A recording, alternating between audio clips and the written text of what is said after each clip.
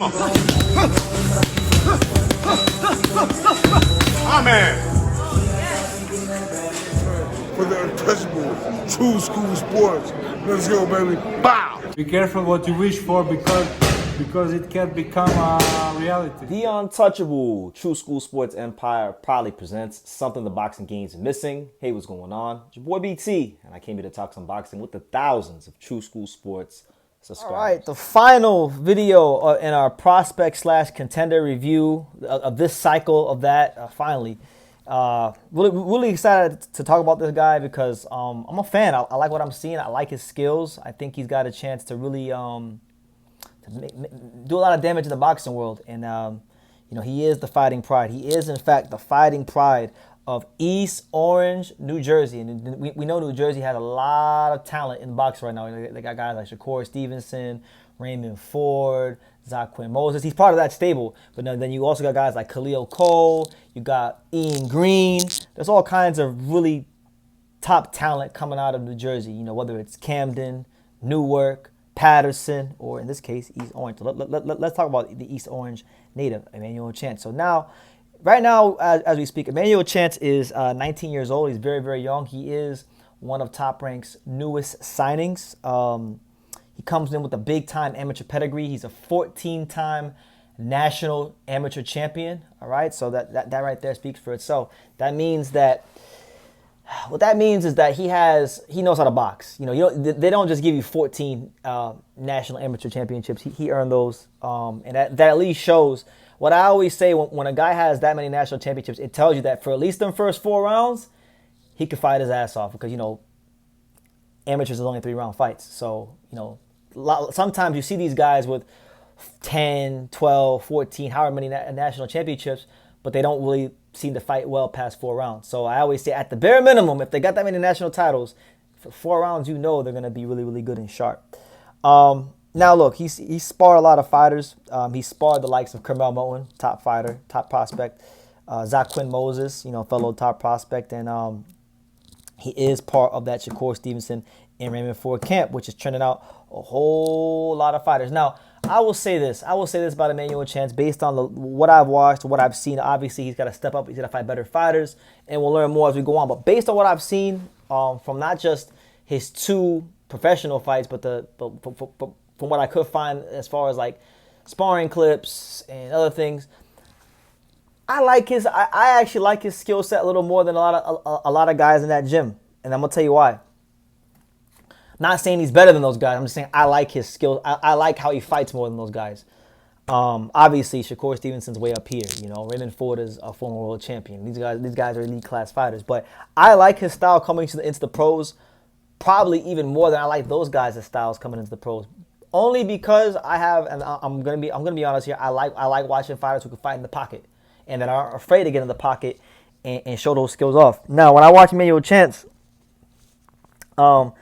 he fights in the pocket, and my boy Sean Tatel did an interview with him, and he asked Emmanuel Chance. He said, "Hey, do you watch Mark Too Sharp Johnson?"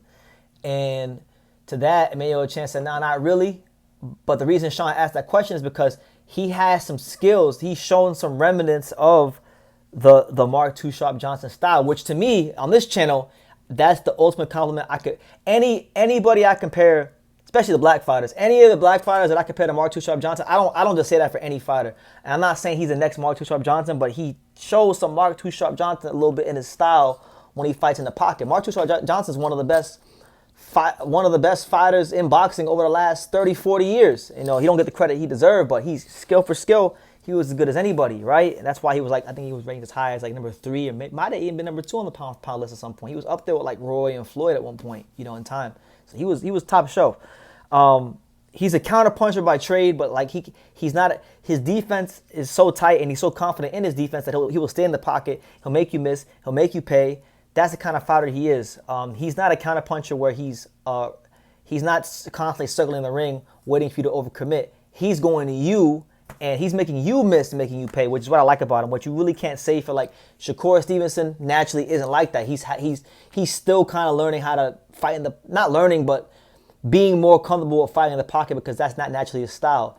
Raymond Ford naturally can fight in the pocket, but I don't think Raymond Ford has the defensive instincts or skills of an Emmanuel Chance. He gets hit a little more. So yeah, I like that about him. I think he's got a calm demeanor, which I think bodes well. He has a calm demeanor outside the ring, which I think will bode extra well for him inside the ring. Yeah, I'm looking forward to seeing him. You know, apparently, according to him, you know, Terrence Crawford has been mentoring him and giving him some words of advice, some words of wisdom. He's around Shakur Stevenson. So he's around elite class fighters. We'll see what happens when he steps up. I don't want to make any bold proclamations right now because I haven't seen enough to make any bold proclamations. But I think he's really, really good, and he's got a lot of skills, a whole truckload of skills.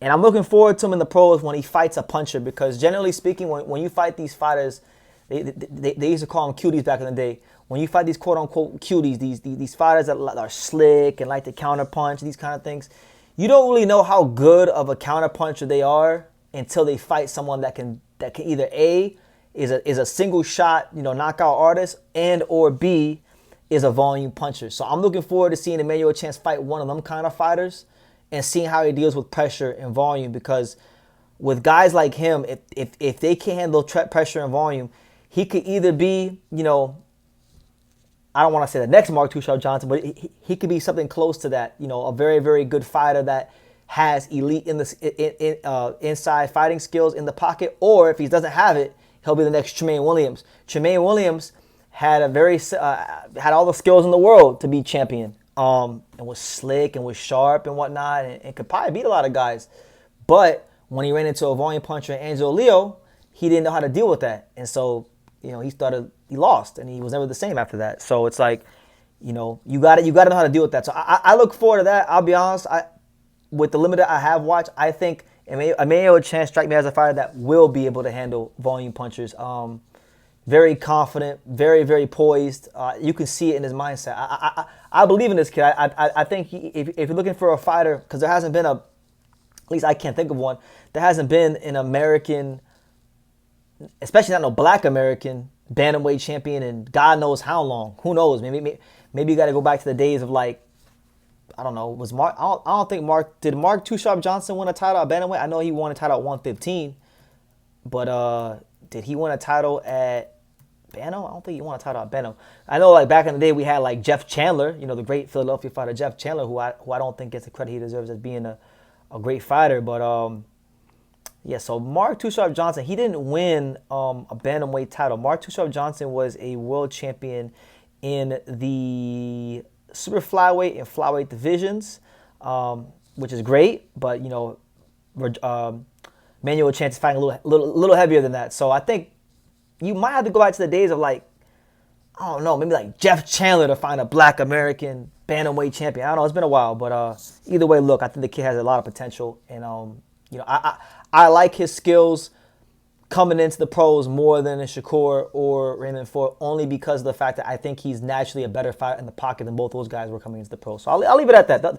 That's my take. Those are my early thoughts on East Orange as his own Emmanuel Chance. Leave your comments down below. Make sure you guys take the time to subscribe, and like I say in every single one of these videos, you can love me. Thank you for watching another video on the untouchable True School Sports Empire. For more great boxing content just like this, make sure you guys stay tuned and subscribe. You won't be disappointed.